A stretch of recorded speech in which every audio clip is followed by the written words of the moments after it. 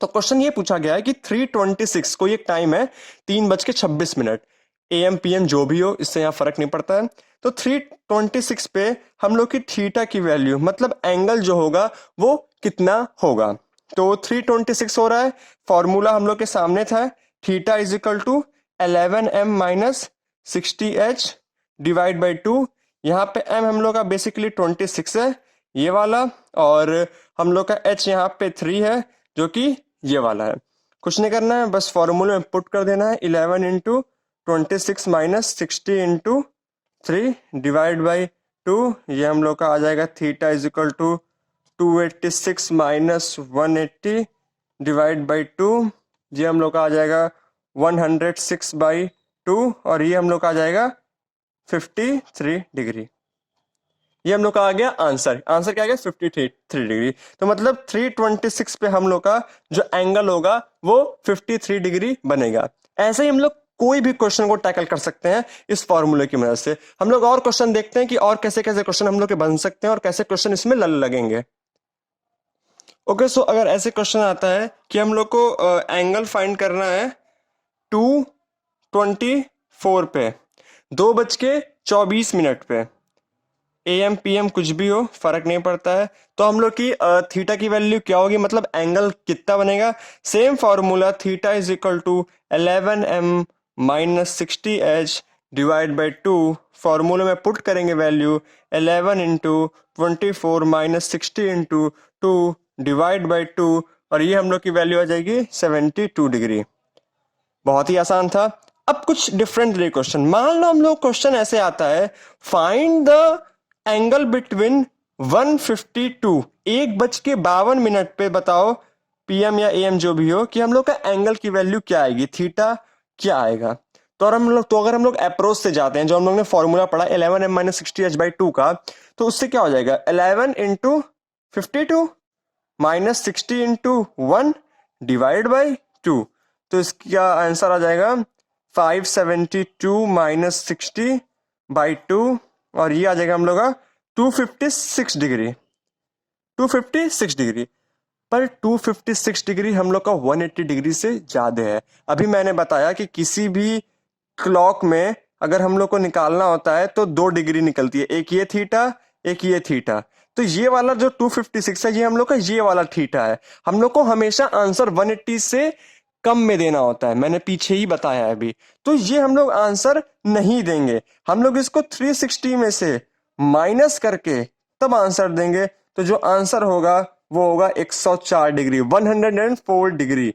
ये हम लोग की थीटा 2 निकली, ये हम लोग का निकला था थीटा 1। तो आंसर हम लोग 180 से कम वाला मतलब ये वाला देंगे।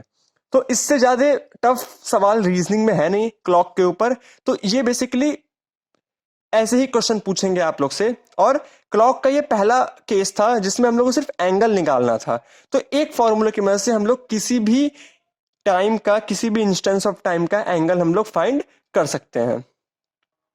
ओके, तो हम लोग चलते हैं नेक्स्ट अप्रोच की तरफ, नेक्स्ट क्वेश्चन की तरफ, जिसमें हम लोग को किसी इंस्टेंस ऑफ टाइम दिया रहेगा, टाइम दिया रहेगा कि 9 से 10 के बीच में हम लोग की एंगल कितने बार आएगा। जैसे कि सबसे पहला केस है एंगल इज इक्वल टू 0।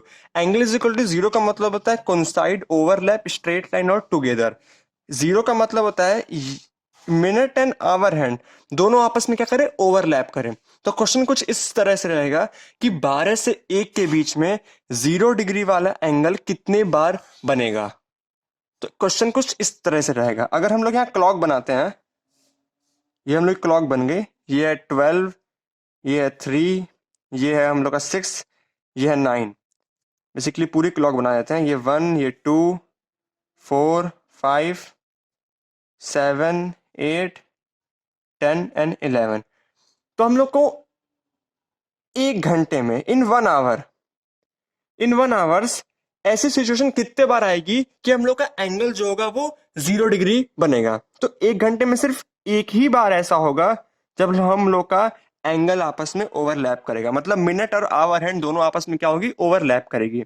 अगर हम लोग बोले कि इन 12 आवर ऐसा कितनी बार होगा, तो यहां स्ट्रेंज की बात यह है कि इन 12 आवर ये 12 टाइम्स नहीं, 11 टाइम्स ही हम लोग का ऐसी सिचुएशन मिलेगी कि जब एंगल 0 डिग्री हो, मतलब आवर एंड मिनट हैंड दोनों आपस में क्या करें, ओवरलैप करें। क्योंकि जो टाइम होता है ये वाला, जो हम लोग का टाइम होता है 12 to 1 वाला, ये वाला जो टाइम होता है 12 to 1 वाला, इसमें हम लोग का क्या होता है, कोई भी ऐसी सिचुएशन नहीं होती है जहां एंगल क्या होता है, 0 डिग्री बनता है। तो इसी तरह से अगर हम लोग सोचें कि इन 24 आवर, 24 घंटे में ऐसा कितने बार होगा, तो 2 टाइम्स कर दो, 22 टाइम्स, 22 टाइम्स ऐसा पॉसिबल होगा कि हम लोग के एंगल जो होंगे वो 0 बनेंगे। अब ये तो बहुत ही हेक्टिक हो गया निकालना कि ऐसे कितना निकालेंगे। तो इसका भी एक सिंपल सा फॉर्मूला है मेरे दोस्त, कुछ नहीं करना है। जो हम लोग ने थीटा की वैल्यू क्या पढ़ी थी, theta is equal to 11m - 60h/2 पढ़ा था, ये हम लोग ने वैल्यू पढ़ी थी। इसको और इसको देखना है, बस इसको और इसको देखना है, और यहां से m की वैल्यू निकाल लेनी है। तो m इज इक्वल टू क्या आ जाएगा, 60h/11। और एक यही फॉर्मूला है, यहाँ m मिनट हैंड है और h हम लोग का क्या है, आवर हैंड है। और इसी फॉर्मूले की मदद से m is equal to 60h/11, इसी फॉर्मूले की मदद से हम लोग किसी भी पर्टिकुलर इंस्टेंस ऑफ टाइम पे कितना एंगल बन रहा है 0 डिग्री का, वो हम लोग निकाल सकते हैं। तो कुछ क्वेश्चन हम लोग सॉल्व करते हैं, बहुत अच्छे अच्छे देखते हैं।